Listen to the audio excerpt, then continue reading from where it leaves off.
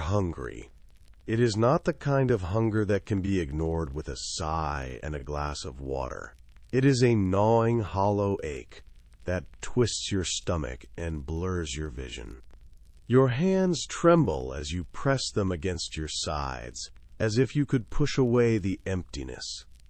Outside, the wind blows through narrow streets, carrying the scent of fresh bread and roasting meat. The smell is torture.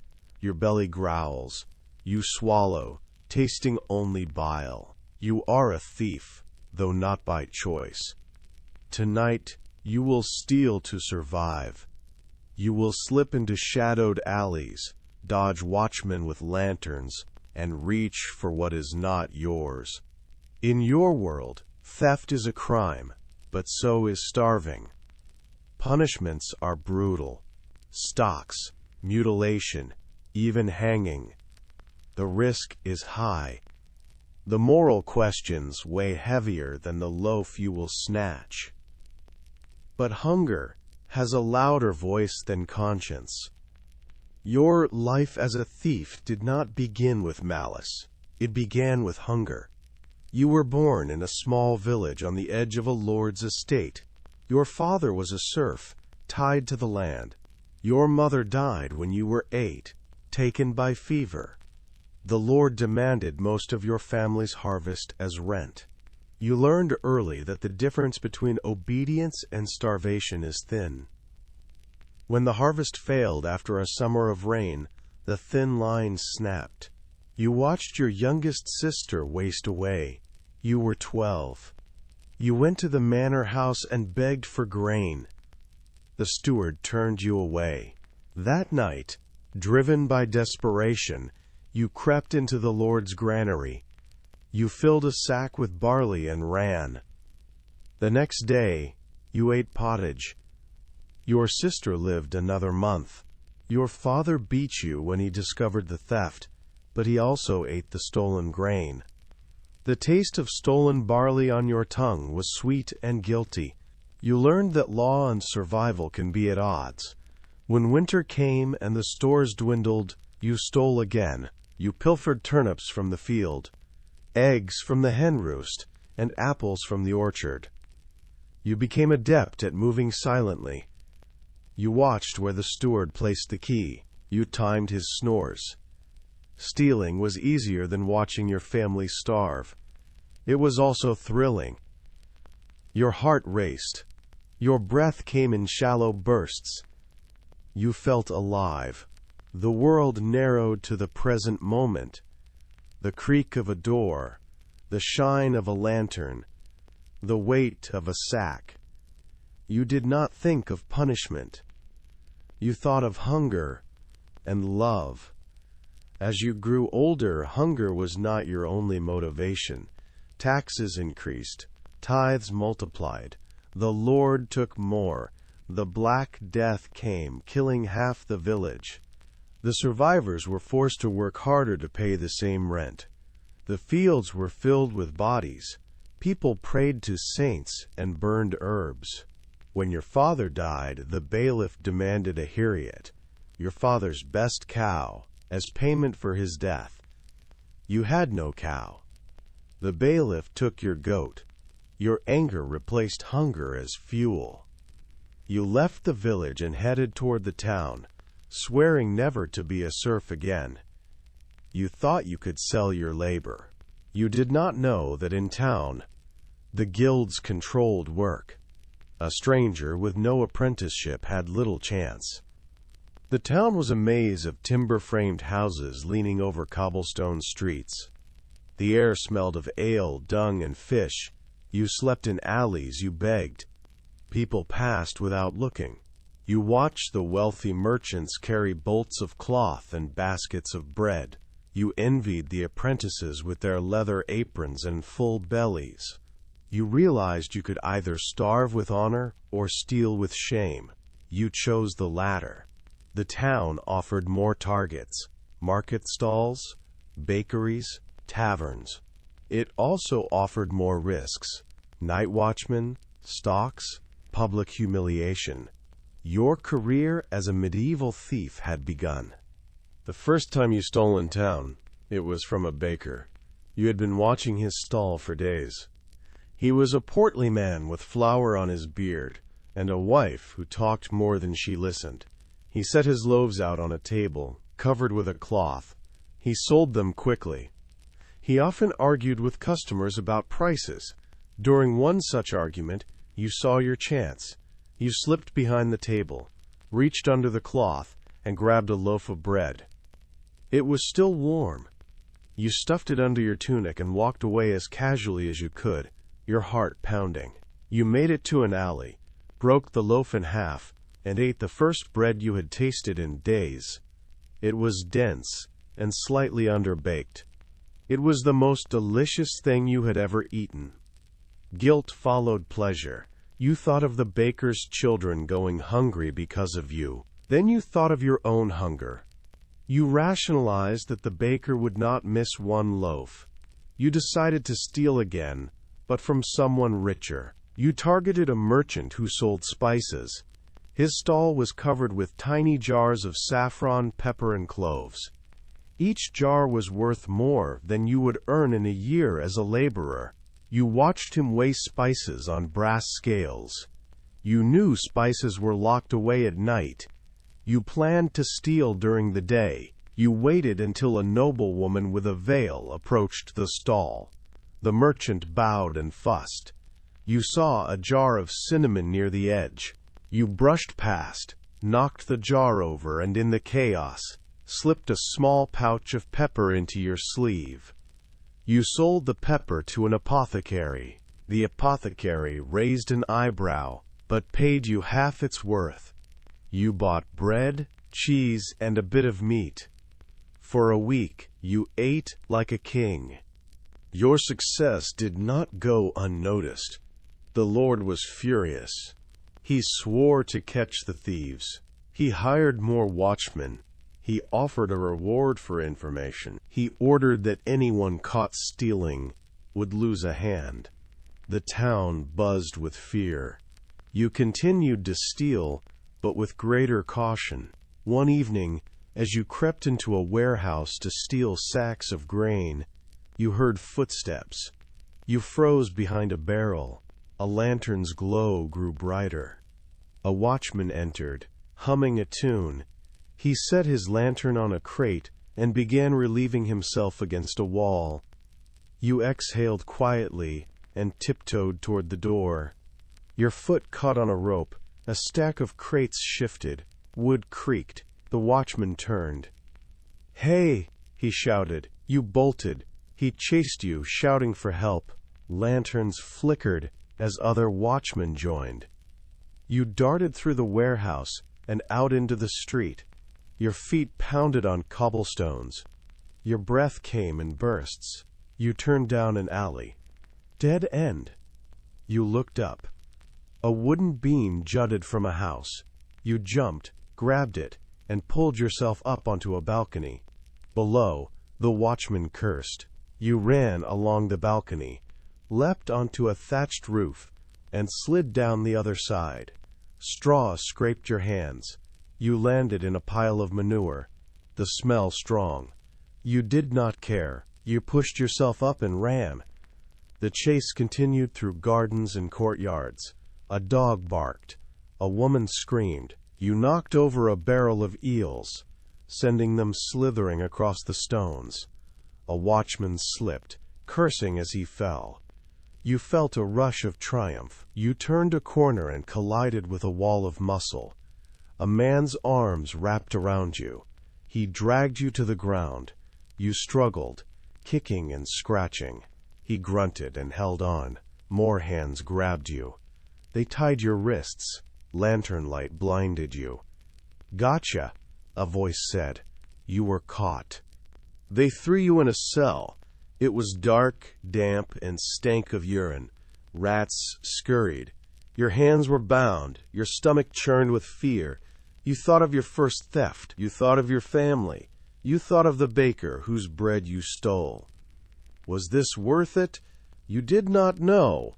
The next morning, they dragged you before the reeve. The Lord Steward stood by, his face red with anger.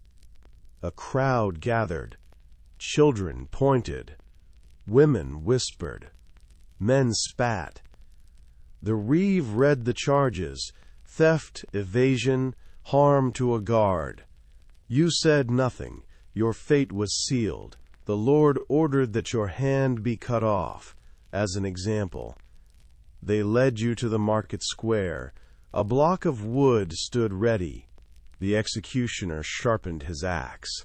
Your heart pounded in your throat. Your hand shook. The executioner placed your arm on the block. He raised the axe. You closed your eyes. A shout rang out. "Wait!" You opened your eyes. Roland pushed through the crowd. He held a purse. "Let me pay his fine," he said. He spilled coins onto the block. The steward counted them, eyes gleaming. It was the sum of your punishment. The reeve looked disappointed. He liked cutting hands. The steward nodded.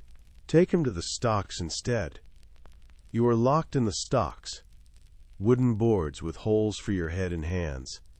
They placed you in the square, your back bent, your neck hurt.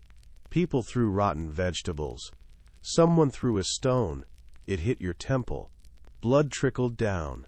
Children laughed. You tried to endure with dignity. You could not wipe the sweat from your brow. You could not swat the flies. Time slowed. Your muscles cramped. Your mind wandered. You remembered your mother's hands. You thought of the food you would buy if you ever got out. You promised yourself you would steal less.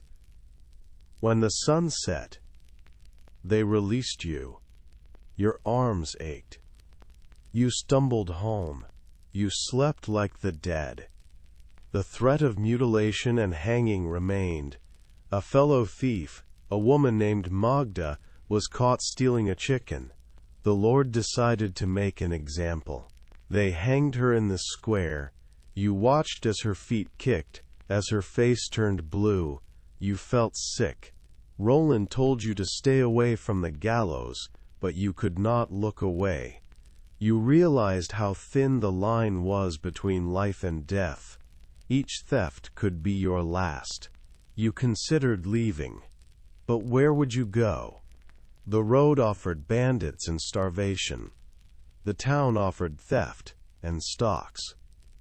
You chose to stay, but you began to question your choices. Thieving was not just a practical matter. It was a moral one. You stole because you were hungry and desperate, but you also stole from those who were hungry and desperate. You could steal from the wealthy and tell yourself it was justice, but you also stole from peasants. You justified it by saying they would not starve. Sometimes you lied. When you stole a woman's last coin, you told yourself she would find another. When you stole a pilgrim's purse, you told yourself he was a fool. You hardened your heart, yet guilt crept in. You had nightmares of empty hands reaching out. One day you followed a merchant into a narrow lane. He wore a fine cloak, a purse hung at his belt. You slipped your knife under the string and cut it. The purse fell into your hand. You slipped it into your pouch. You turned to leave. The merchant stumbled and fell. He cried out.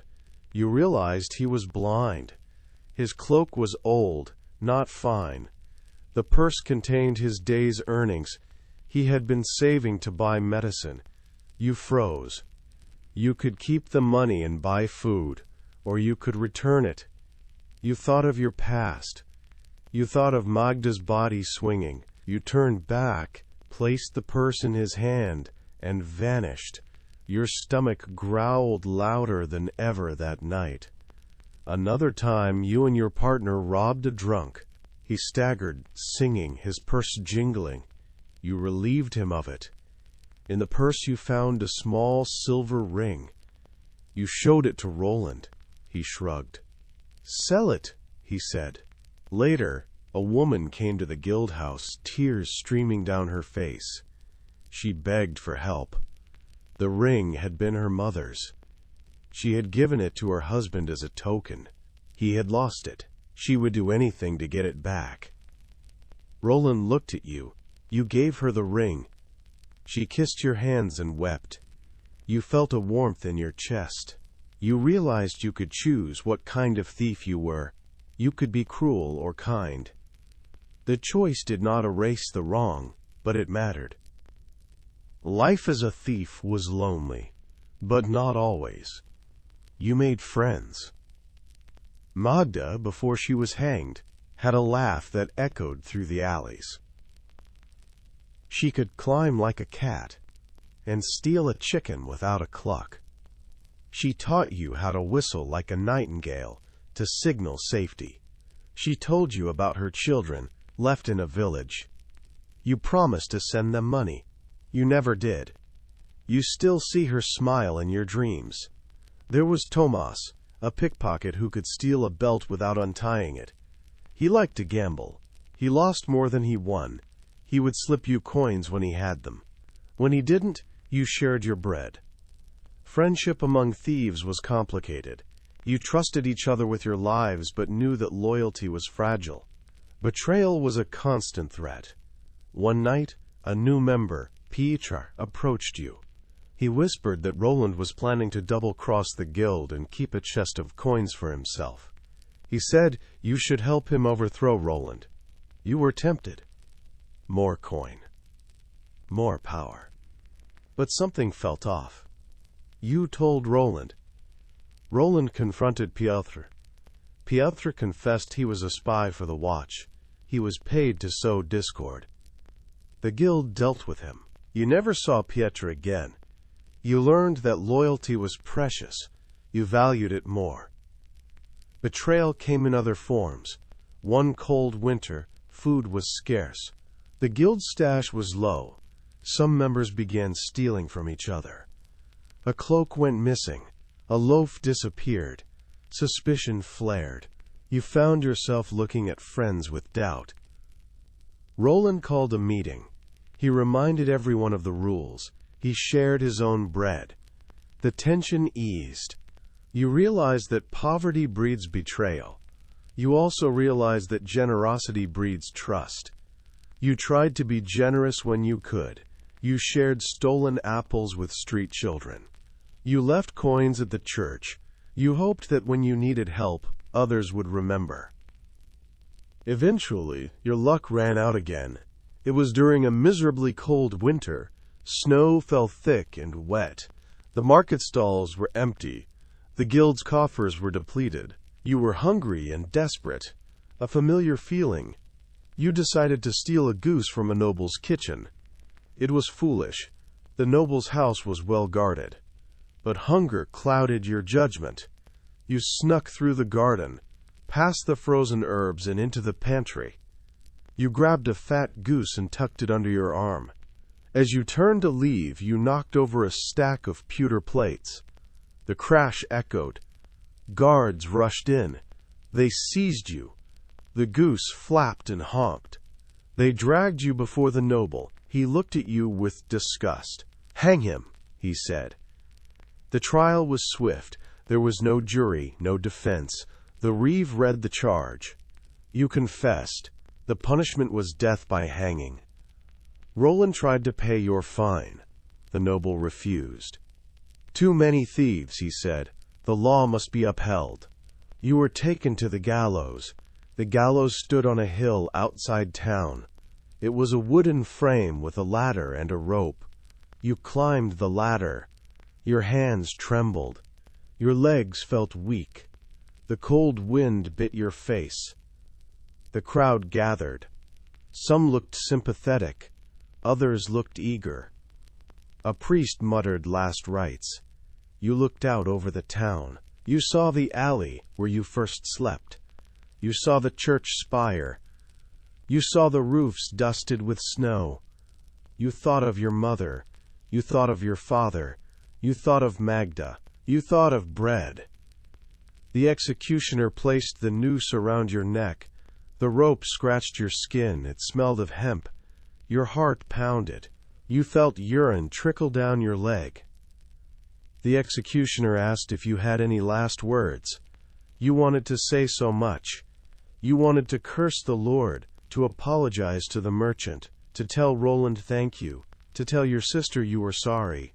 Instead, you said, "Forgive me." The executioner kicked the ladder. You fell. The rope jerked. Pain exploded in your throat. The world narrowed to a tunnel. Then, darkness. But this is a sleep story, and in sleep, we can explore what happens after. As your body swings, your consciousness drifts. You see yourself from above, a ragged figure, legs twitching. You see the crowd turn away. You see Roland clench his jaw. You see a child cry. You rise, light as a feather. You float over the town. You drift down alleyways you once prowled. You hear the night watchman's call. You smell the baker's bread. You watch a starving boy steal an apple. You understand his hunger. You do not judge. You drift out over fields. You see serfs bent over in the cold. You see a lord counting coins. You see a monk praying. You see a thief running. You see a gallows waiting. You understand that your story is not unique. It is one of many. You feel a deep sadness and a deep compassion. You also feel a sense of freedom. You are no longer bound by hunger or fear. You are no longer bound by law. You see your life laid out like a tapestry. You see the choices you made. You see the systems that trapped you. You see how theft can be an act of survival and an act of harm. You see how justice can be brutal and mercy rare. You wonder what could have been different. You imagine a world where peasants are fed, where lords are just, where thieves are not needed. It is a beautiful dream. You linger in it. You hope for it for others. As you, the listener, return from this story, consider the life of this medieval thief. Consider the hunger that drove him, the choices he made, the brutality of the justice system. Consider the moral dilemmas. Consider the friendships and betrayals. Consider your own judgments. It is easy to condemn theft. It is harder to understand hunger. It is easy to praise law. It is harder to see when law serves power more than justice. History offers us stories, not to excuse or condemn, but to illuminate. Perhaps, after hearing this story, you will be quicker to feed the hungry, to question unfair laws, to see the humanity in those who steal to survive. Close your eyes now. Picture the thief running through the dark alley, bread under his arm, heart pounding. Feel the cold air on his face. Hear the watchman's shout. Taste the stolen bread. Let the story linger as you drift into sleep. May your dreams be filled with compassion. Although the story of your hanging could have ended this tale, there is more to learn from the life you lived. Before the rope tightened, there were nights spent under eaves listening to whispered oaths, afternoons spent learning to tie knots that could be undone silently, and mornings spent reciting the unwritten rules of the guild. The Thieves' Guild in your town was more than a band of rogues. It was a society with its own code. You remember the first time Roland brought you down the hidden stairs beneath the tavern. The air was thick with candle smoke and the smell of cheap ale. Men and women sat at a long table, their faces hidden by hoods. A candle at the center burned low. Roland motioned for silence. An older woman, her hair streaked with gray, spoke. She was Matilda, the guild mistress. She told you the rules. Do not steal from each other. Share your spoils with those who need. Protect the young and the sick. Do not harm without cause. Should you be caught, do not betray the guild. These rules were both practical and moral. Without them, the guild would tear itself apart. With them, you created a network of trust in a world that denied you trust. You learned secret hand signals. Scratching your ear meant danger. Tapping your nose meant a target. You learned to leave chalk marks on doorposts, to warn others of watchmen. You learned that if you knocked 3 times on the back door of the baker's shop, the guild would let you in through the flour sacks to hide. There were rituals, too. When a new member joined, they placed their hand on a loaf of bread and swore not to let hunger make them cruel. You remember feeling a strange mix of pride and sadness as you repeated those words. You felt part of something bigger, even if that something was outside the law. The guild's code extended beyond your town. Messengers traveled between settlements, carrying news of crackdowns, punishments, and safe houses. You sometimes hosted travelers from other guilds, lean men from the north with thick accents, agile women from the south with henned hands. They told stories of cities where thieves were organized like armies, with captains and lieutenants. They shared tricks, how to distract a guard with a song, how to unlock a chest using a sliver of bone, how to hide in plain sight by posing as a beggar. In return, you shared bread and ale. You learned that even in a world filled with cruelty, networks of care could flourish. The code of the guild, flawed as it was, gave you structure and purpose. The most daring theft you ever attempted took place in midsummer, when the fair came to town. Merchants from distant cities arrived with wagons of goods. Among them was a jeweler from a great city. He set up his stall in the square, his wares glittering under the sun. Rings of gold and silver, bracelets studded with gemstones, chains finer than spider silk. Nobles ogled his display. Townsfolk whispered that one necklace alone could feed a village for a year. The guild saw an opportunity. Roland called the meeting. "We will relieve this jeweler of some of his burden," he said, smiling thinly. "But we must plan. This is no loaf of bread." For a week you watched the jeweler.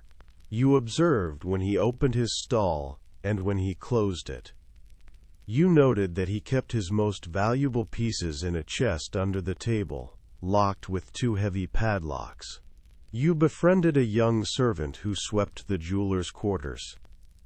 You learned that the chest was moved to the merchant's inn each night. Roland devised a plan. You would strike at dusk when the crowd was thick and the watch was distracted by a bull baiting. You would create a diversion, a spilled cart of fish, and then slip under the stall to open the chest. Tomas would pick the locks. You would pass the jewels to Magda and another thief, who would mix them with glass beads in a basket. Then you would vanish into the crowd. On the evening of the heist, nerves buzzed under your skin like bees. You ate a hearty stew, knowing it might be your last warm meal if you were caught. You took your position near a cart of fish. At the signal, a whistle like a nightingale, Peter, the man you would later discover was a spy, lifted the cart's edge, sending fish tumbling onto the cobblestones. The smell of fish and the flapping of fins caused chaos. Women screamed and laughed. Dogs barked and lunged. The jeweler turned. Distracted, you slid under his table. The space beneath was cramped, dimly lit by the thin light between planks. You saw the chest. Tomas joined you, his breath hot on your cheek. He drew out his picks, 2 slim pieces of iron shaped like tiny hooks. He inserted them into the padlock and listened. Click. 1 lock gave. Click. The second. Your heart pounded. You lifted the chest lid. Jewels glittered in the half-light. You stifled a gasp and began passing them to Magda, who was crouched beside the table, disguised as a merchant's wife with a basket of beads. She slipped the jewels among the beads. Her hands were quick and calm. Roland whistled again. You lowered the lid and backed away. You almost got away clean. Almost. As you crawled out, a child's voice cried, "Thief!" A boy had seen you. He pointed. The jeweler turned. You bolted, jewels stashed in the basket. Watchmen pushed through the crowd, but the spilled fish still caused chaos. You ran through the fair, weaving between dancers, jugglers, and musicians. You knocked over a man selling candied nuts. Honey and nuts stuck to your boots. You laughed despite yourself. You reached the alley where a cart waited. You jumped in. Roland cracked the whip. The horse lurched forward. You sped away from the square as shouts faded behind you. Later, in the guild's hideout, you emptied the basket. Jewels spilled onto the table like droplets of frozen water. Everyone cheered. You felt a wave of euphoria. For once, you had stolen not for hunger, but for pride. You would later learn that the jeweler was the local bishop's cousin. The watch doubled their patrols. The guild lay low for weeks. The jewels were sold piece by piece. You lived on stews and stories. The heist became legend. There were times you left town to avoid the watch's wrath. After the jeweler's heist, you spent a season living on the road, a fugitive from justice. Being on the run was a different kind of existence, filled with new dangers and unexpected kindnesses. You traveled by night, sleeping under hedges during the day. You disguised yourself as a pilgrim, wearing a scallop shell on your hat and carrying a staff. People were more likely to give alms to pilgrims than to strangers. You told anyone who asked that you were on your way to a distant shrine to repent. In a way, you were repentant. You also learned that the road was full of thieves like you, men and women forced to steal to survive, roaming from village to village, always a step ahead of the law. The forest was both sanctuary and threat. You loved the smell of pine and earth, the sound of leaves crunching underfoot, the way sunlight filtered through branches. You also feared wolves, bandits, and the absence of walls. In town you could hide in shadows and alleys. In the open you were exposed. Once you stopped at a crossroads inn. The innkeeper, a cheerful woman with flour on her apron, served you stew and bread. She asked where you were bound. You lied. She shrugged. That night, you heard men whispering about a thief in the area. They described you. You slipped out a back window and ran into the dark. The moon was a thin crescent. You stumbled over roots. You fell into a stream. The cold water shocked you awake. You crawled onto the bank, soaked and shivering. You lay under a bush until dawn, listening to owls hoot and your teeth chatter. You wondered if the road was worse than the gallows. On the run, you learned to value small kindnesses. A farmer's wife gave you a piece of cheese and a smile when you helped her lift a bucket. A shepherd let you sleep in his barn in exchange for mending a fence. A group of traveling actors invited you to share their fire and told you bawdy stories that made you laugh so hard you forgot your fear for a moment. You also learned to fear betrayal. A man in a cloak promised to show you a safe house. He led you into a trap where watchmen waited. You escaped by diving through a pigsty and rolling in dung to throw off the dogs. The smell clung to you for days. You learned to trust your instincts and to run when your skin prickled. Life on the run was exhausting and liberating. You saw more of the world than most peasants ever did. You discovered that all along the roads, hunger was a companion. You also discovered that your story was part of a larger tapestry of displacement and survival. In the midst of all the running and stealing, there was a brief, bright moment of love. It came in the form of a tavern singer named Eleanor. She had hair like a raven's wing, and a voice that made even hardened men weep. You met her when you ducked into a tavern to escape rain. She stood on a small stage, singing a ballad about a knight who left his love for the Crusades. Her eyes sparkled with mischief. You were captivated. After her song, you offered to buy her a drink. She laughed and said she did not accept drinks from strangers. You told her your name, your thief's name, not your real one. She told you hers. The next night, you returned. You slipped a coin into her hand when you left. The third night, she sat beside you.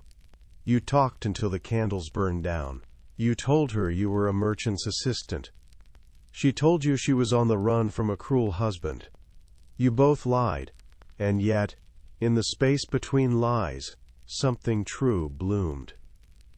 For a few weeks you forgot about stealing. You found odd jobs to pay for bread and ale. You listened to Eleanor sing and laughed at her jokes. You walked with her by the river, throwing stones and watching them ripple. You dared to imagine a different life, a small house, a garden, a child with Eleanor's eyes. But the world is not kind to thieves who dream. One evening, as you and Eleanor left the tavern, you heard a shout. A man stood in the street, his face twisted with anger. "Wife," he snarled, "come home." Eleanor's hand tightened around yours. She whispered, "Run." You ran, pulling her down an alley. You climbed a wall. She slipped. You pulled her up. The man followed. He was strong and fast. You drew your knife. He drew his. Steel flashed. Blood spilled. Eleanor screamed. You turned to run. Eleanor stood frozen, tears streaming. "Go," she whispered. You hesitated. The man lunged. You pushed Eleanor aside. The knife pierced your arm. Pain seared. You shoved the man into a barrel. It shattered. Ale spilled. He slipped. You ran. You did not see Eleanor again. That night, as you hid in a stable bleeding, you realized that love was a luxury thieves could rarely afford. You thought of Eleanor's laughter. You thought of the way her voice cracked on the last note of her song. You wondered if she made it away from the man. You hoped she did. You never learned. You realized that longing is another kind of hunger, one that cannot be sated with bread. It can, however, sustain you, giving you warmth on cold nights. When you felt your stomach growl, you sometimes hummed one of her songs. It filled you with courage and sadness in equal measure. Your life in the shadows did not stop you from visiting churches. In fact, you found yourself drawn to sacred spaces, if only for the warmth and the sense of hope.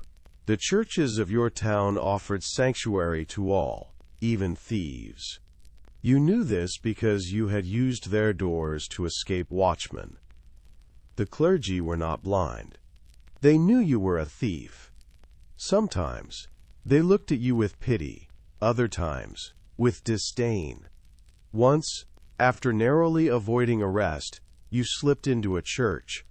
It was cold outside, but inside, candles flickered, casting soft light on wooden pews and stone walls. A priest knelt before the altar, his head bowed. You sank onto a pew and stared at a painting of a saint holding a loaf of bread. You wondered what he would think of you. The priest approached quietly.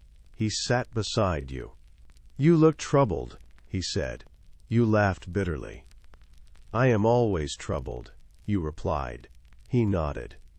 You told him, without giving details, that you stole to eat. You told him you hated yourself for it. You told him you also hated the Lord who took your father's goat. The priest listened. When you finished, he said, "Sin and hunger are tangled threads. We cannot always separate them. That does not mean we stop trying." He gave you bread and cheese. He asked you to return the next day to help mend the roof. You did. You spent a day climbing ladders and hammering shingles. You felt useful. The priest paid you a few coins. You did not steal that night. You slept without guilt, for once. Religion offered you moments of redemption but also pressure. The church preached obedience, to God, to King, to Lord. Sermons extolled the virtues of charity, while ignoring the suffering outside.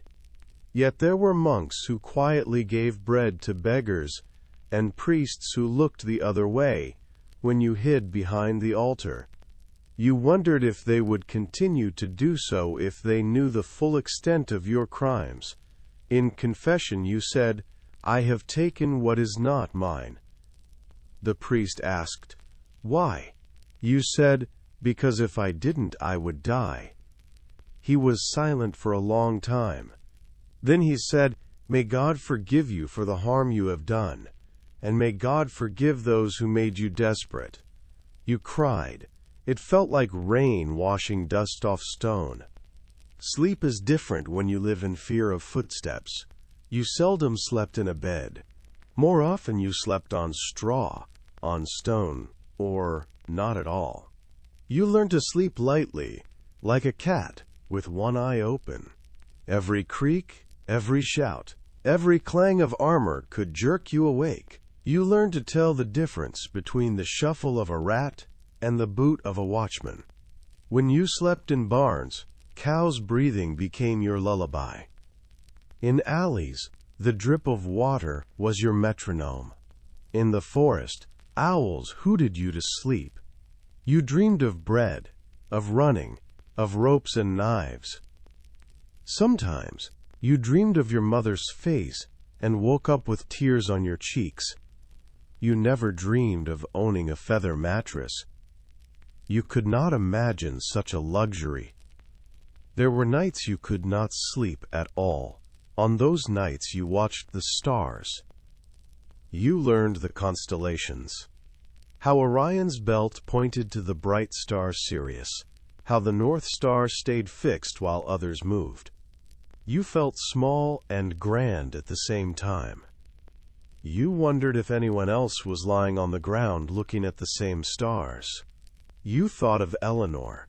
You thought of Magda. You thought of the blind merchant. You felt connected to them in the dark. On other nights, sleep was your only escape. You would collapse after a long day of running and wake hours later, disoriented, the sun high in the sky. Your limbs would be stiff. Your stomach would ache. You would force yourself up. There was always another heist. Another meal to find, another day to survive. Sleep in a thieves' guild was a communal affair. You slept in a room with others, sharing warmth. Someone always took watch. You took turns. When it was your turn, you sat by the doorway, a knife in your hand. You listened for the soft sound of someone moving in the hall. You watched the slow rise and fall of your friends' chests. You felt responsible for their lives. When your watch ended, you shook the next person gently. They grunted and sat up. You lay down in their spot, still warm, and tried to fall back asleep. You learned that sleep in the company of others, even thieves, felt different than sleep alone. It was less restful but more comforting. You were part of a pack. The rhythm of a thief's life changed with the seasons. In spring, when flowers bloomed and the first crops sprouted, people were hungry but hopeful. Market stalls were sparse, but there were more travelers, pilgrims on their way to shrines, merchants bringing seeds and tools. You stole from those who could spare a coin. Rainstorms were frequent. You learned to steal in the downpour, when watchmen huddled under eaves and were less vigilant. The mud made your footsteps silent. It also made your clothes heavy and cold. In summer, the town grew crowded. Fairs and festivals brought jugglers, musicians, and noble visitors. Coins flowed. The guild was busy. You stole under the bright sun, wearing a hood, to shade your eyes. You sweated. You longed for ale. You told yourself you would take a break after harvest. You never did. Autumn was both bounty and fear. Harvests filled barns. Lords collected rents. Peasants tried to hide grain in holes in the ground. You watched them and sometimes dug up the grain yourself. You hated yourself for it. But hunger always seemed to win. You also loved autumn, because people were distracted by work. They left doors unlocked in the fields.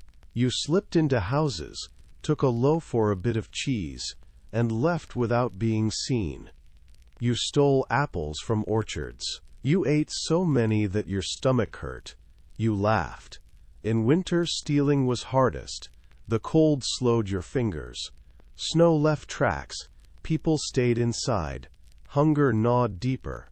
Watchmen huddled by fires, but they also knew thieves were desperate. Punishments were harshest in winter. The gallows rope froze stiff. You wore extra layers, stolen or patched. You warmed your hands over candles. You told stories to keep spirits high. Each season taught you something. Spring taught you to be patient. Summer taught you to be bold. Autumn taught you to be cunning. Winter taught you to survive. As a thief, you were not immune to the power of stories. In fact, you collected them like jewels. By the fire, or on long watches, you and your comrades shared tales of legendary thieves. There was the story of Robin, who stole from nobles and gave to peasants. You heard he hid in a green forest and shot arrows that never missed. You wondered if he was real. There was the tale of Fatima, a woman in a distant city who disguised herself as a man to steal from the palace. She was caught and sentenced to death, but she charmed the caliph into sparing her life by telling him stories for 1,000 nights. There was Jean, a French thief who stole from the church and was struck down by a saint. Afterward, his ghost haunted the nave, making candles blow out and pews creak. These stories were warnings and inspiration. They reminded you that thieves could be heroes or cautionary examples, depending on who told the tale. The guild also had its own legends, shorter, more practical tales. There was the story of Old Hob, who stole a sheep by putting boots on its hooves so its tracks looked like a man's. Hob ate mutton for a week. There was the cautionary tale of little Jan, who hid stolen jewels in a loaf of bread, then forgot which loaf and ate them. He broke his teeth. You laughed. These stories bonded you. They taught you tricks. They also taught you humility. You realized that no matter how clever you were, fate could always make you the butt of a joke. You learned not to take yourself too seriously, even as the gallows loomed. Humor was your armor against despair. Throughout your life, you saw how the law was enforced unequally. You watched as a noble's son knocked a poor man into the mud and walked away laughing. You saw a woman whipped for stealing wool while the Lord's steward skimmed coins off rents. You noticed that punishments were harsher in public, softer in private. You heard whispers that the reeve took bribes. You knew that if you had been born with a different name, you might have sat on the judging bench rather than stood before it. The cost of justice in your world was paid by those who could least afford it. You resented this. You also learned to use it. You knew that if you stole from a traveling merchant, the reeve would punish you. If you stole from a prostitute, the reeve might not care. If you stole from the church, God would punish you. Or so you thought.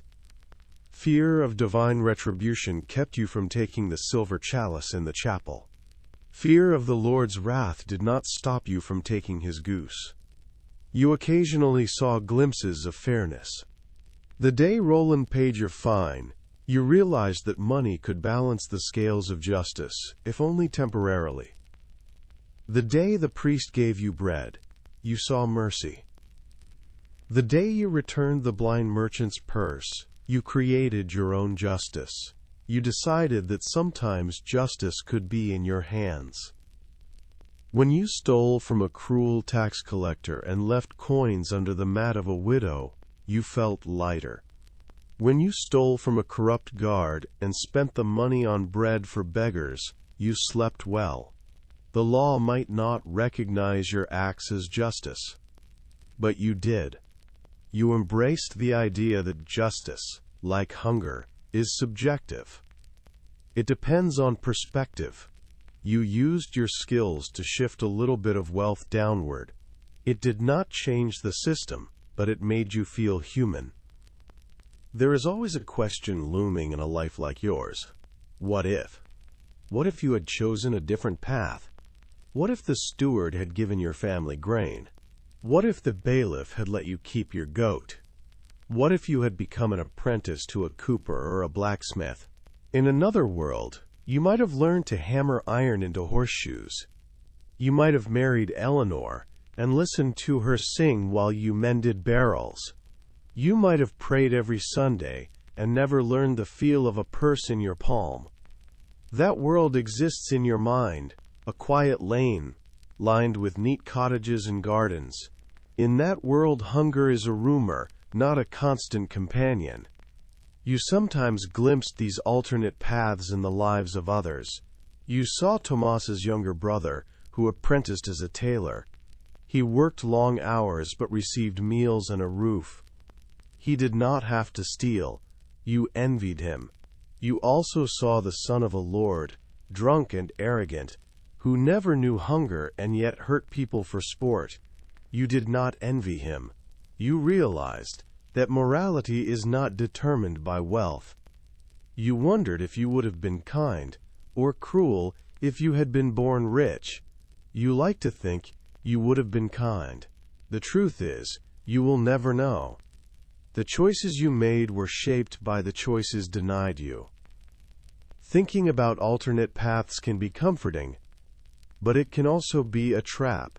It can lead you to blame yourself for circumstances beyond your control. You learned to dream of different paths without punishing yourself for not walking them. Even though this story has lingered long past the gallows, there was still a lesson to be carried into sleep. By staying with your tale, by wandering through alleys and forests with you, by facing hunger and handcuffs and heartbreak, the listener has walked alongside the shadows of history. You have shown that a thief's life is not simply a litany of crimes, but a collage of human experiences. Hunger and love, friendship and betrayal, fear and courage. You have shown that justice and mercy were scarce, and that survival often required bending laws written by those who never went to bed hungry. You have shown that even within desperate circumstances, there were choices: to be cruel or kind, to share or hoard, to comfort or harm. As the final candle sputters, think of the sound of boots on cobblestones, of the creak of the gallows, of the heartbeat of a person running through the night with a loaf of bread. Let the complexity of their choices lull you. Let the awareness that history is made of ordinary people doing what they can to survive guide your dreams. When you wake, you may find yourself looking differently at the modern-day equivalents of stocks and gibbet, hunger and crime. May you carry the compassion you felt for this thief into your waking world, and may it soften the harsh edges of judgment. Good night. You may never have thought of yourself as a craftsman, but like any craft, thievery has its tools and its apprenticeship. In the beginning, your equipment consisted of nothing more than your own two hands, and the courage to use them. When you stole your first loaf of bread, you did not need a knife, you needed timing. As you progressed, you learned that tools could mean the difference between freedom and the stocks. Roland introduced you to the basics. He handed you a small knife with a bone handle, its blade thin and sharp. for cutting purse strings," he said. He showed you how to slip the blade under a cord and sever it in one smooth motion so the purse would fall silently into your hand. He warned you to never use the knife as a weapon unless your life depended on it. "Blood brings vengeance," he said. "Silver brings bread." Next came the lockpicks, delicate instruments made of iron and sometimes brass, bent and filed by guild artisans. They looked like slender fishhooks. Roland taught you to listen to locks. "Every lock sings its own tune," he whispered as you knelt before a chest in the dim light. You inserted the pick and tension wrench, feeling for the tiny pins inside. You pressed gently, one pin at a time, listening for the faintest click. When the lock turned, it felt like unlocking a secret. You grinned. Roland smiled back. "Now, imagine doing that with a watchman in the next room," he said. Your grin faded. Practice became your salvation. You spent nights listening to the clicks and scrapes of locks, closing your eyes to train your fingers. You learned to make your own tools when you had to. You sharpened bits of broken bone to open latches, carved pieces of wood into wedges that could keep doors from closing, and twisted bits of wire into hooks. You carried wax to take impressions of keys. You carried a length of rope for climbing walls or tying bundles. You learned the value of a thick cloak that could conceal stolen goods and double as bedding. You discovered that a small mirror could help you see around corners. You even learned to use food as a tool. Scatter grain to distract chickens, toss bones to keep dogs busy. Your most valuable tool, however, was your mind. You planned heists in your head, imagined routes and escape paths, rehearsed stories to tell if caught. You realized that the line between thief and tactician was thin. There was artistry in theft, when done with precision and respect for the guild's code. This artistry did not excuse the harm, but it did require skill. Describing your tools now, you can almost feel the cool metal of the pick in your fingers and hear the whisper of a purse cord snapping. Let those sensations ease you deeper into sleep. Stealing under the same hood day after day would have led to your capture quickly. To survive, you learned to become a chameleon. Disguise was not merely a matter of clothing. It was a matter of posture, accent, and attitude. You observed how beggars shuffled, how merchants strutted, how nuns held their heads. You borrowed their movements. One day, you were a pilgrim with a limp, leaning heavily on a staff. The next, you were a drunk, weaving through the market with slurred words. You rubbed dirt on your face, or smeared wine on your clothes to sell the part. You borrowed a bundle of twigs, and claimed to be a woodcutter's wife. You hung garlic around your neck and claimed to be a healer. The world believed what it expected to see. Once, you dressed as a monk. You found a brown robe in the guild store and shaved the crown of your head. You practiced chanting. You walked slowly, eyes downcast, humming hymns. You carried a basket and asked for alms. People pressed coins into your palm. You murmured blessings. You also lifted a purse from a noble woman while blessing her child. The juxtaposition made you chuckle, though you felt guilty later. Another time, you pretended to be pregnant to smuggle stolen jewels. Magda lent you a pillow. You waddled down the street, pressing a hand to your back and grimacing. Watchmen looked away, embarrassed. You passed them with a basket full of contraband. You realized that society's perceptions could be manipulated. You learned that your height, your gender, your voice could be tools. Disguises extended beyond clothing. You learned to mimic accents, stretching your vowels like a noble, clipping your consonants like a merchant from the coast. You practiced stuttering. You feigned deafness. You once painted a mole on your cheek and gave yourself a limp. Tomas had a talent for makeup. He could darken a beard or whiten a hairline with soot and flour. You admired his work. You also learned to fake injuries. A bandaged arm meant people assumed you could not carry heavy loads. They did not suspect you of carrying stolen goods. You discovered that a cough could part a crowd faster than a scream. During a plague scare, you coughed your way through a guarded gate, leaving with a cart of wheat.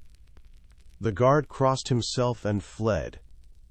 In telling these tales, you highlight not only your cunning, but the social dynamics of your time. Fear and compassion could be tools as much as knives.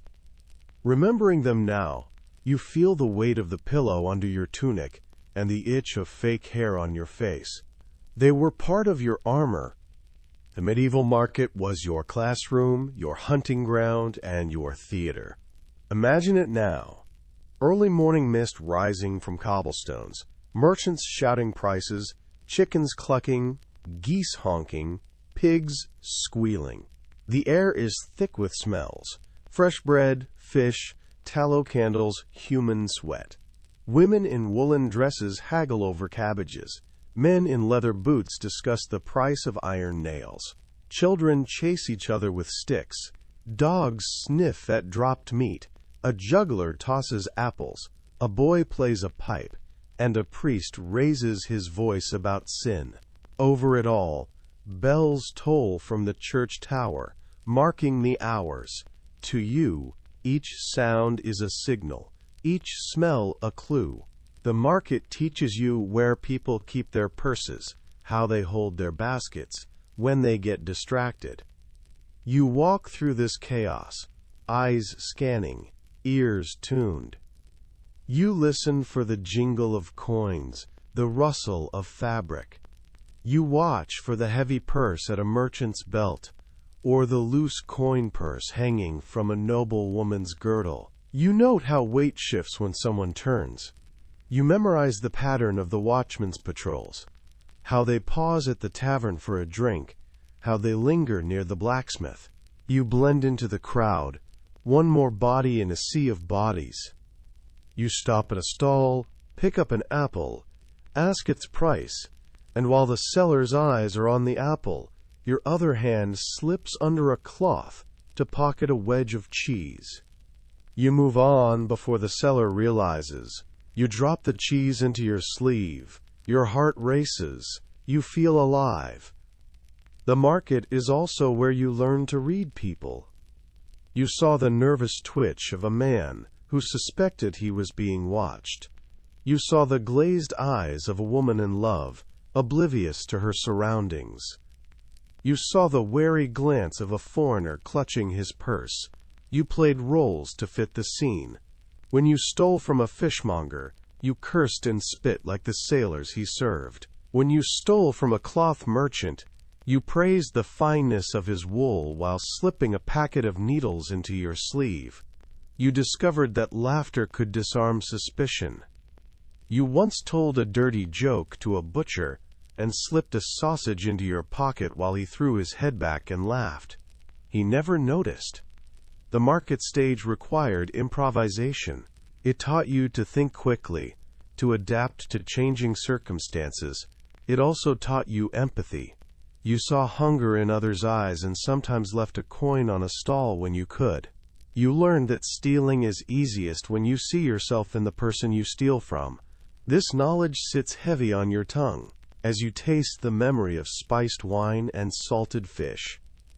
At the end of your tale, as the stars wheel above and the embers of your campfire glow red, you lie down on your cloak. The air is cold. The ground is hard. You pull your hood over your ears.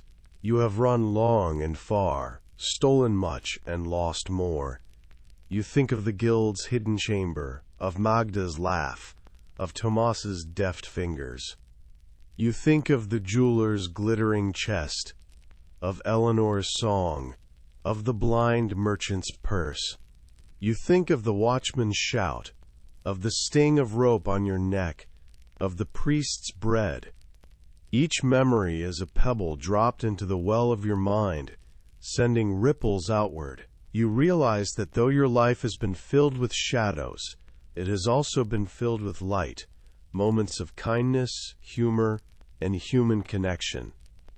You consider what the listener has learned. They have walked in your shoes, felt your hunger, tasted your stolen bread, listened to your heartbeat as you hid behind barrels and under tables. They have seen the world through the eyes of someone condemned by law, but guided by necessity. They have confronted the brutality of medieval justice and the resilience of those who defied it. They have glimpsed the humanity in a thief. As you drift towards sleep, you hope that your story will stir compassion.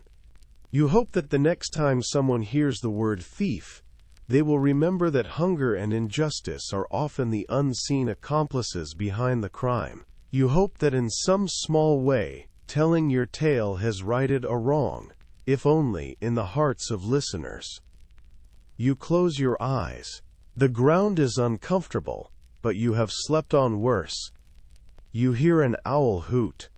You smell smoke and damp earth. You feel the weight of your cloak. You let your mind wander one last time. You see yourself as a child, stealing barley to keep your sister alive.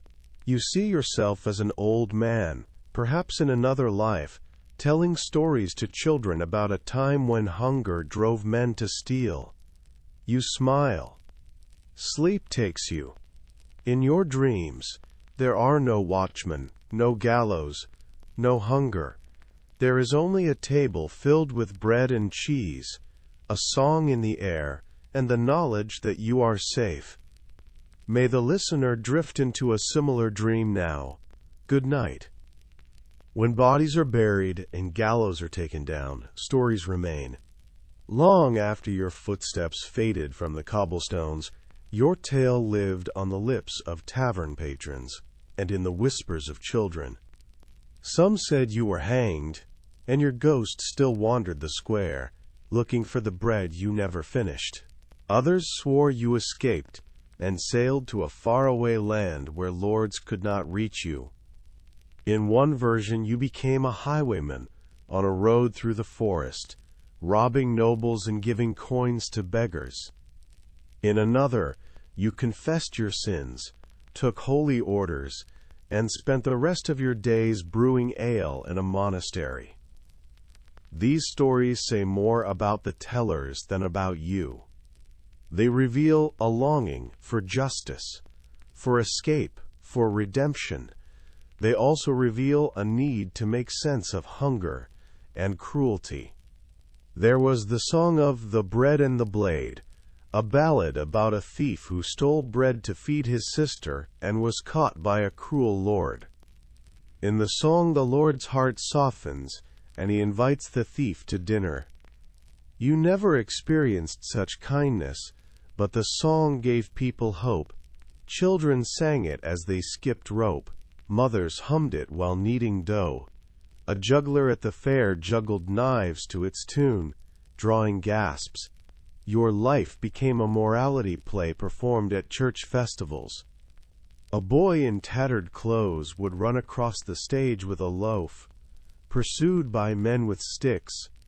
A man in a wig and robe would judge him. An actor dressed as a priest would plead for mercy.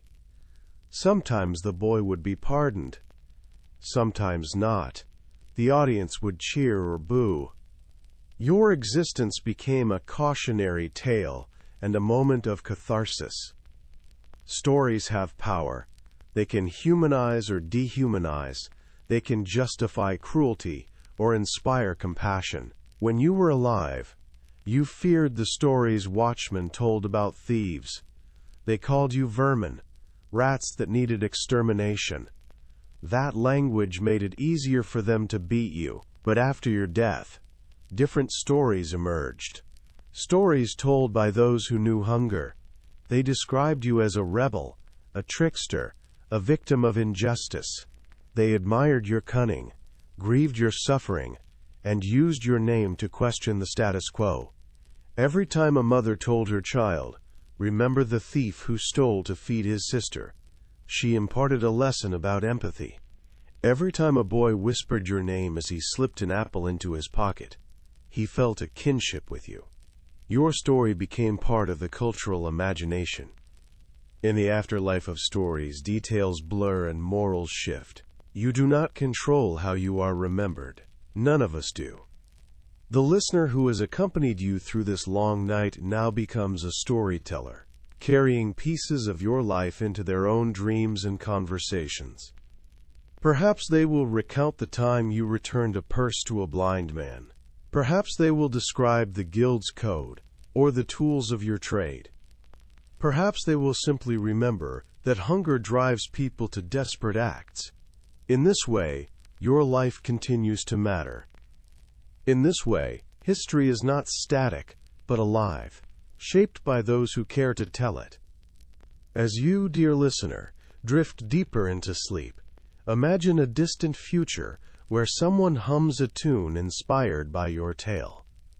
Imagine a world where laws are less cruel, where hunger is rare, where thieves are characters in plays rather than people in stocks. Imagine children asking, "Why would someone steal bread?" and adults responding, "Because once, long ago, the world was harder." Let the afterlife of stories comfort you. Your empathy is the bridge between the past and the future. You have kept a thief's memory alive. May that kindness return to you as rest. Close your eyes. Let the stories carry you away.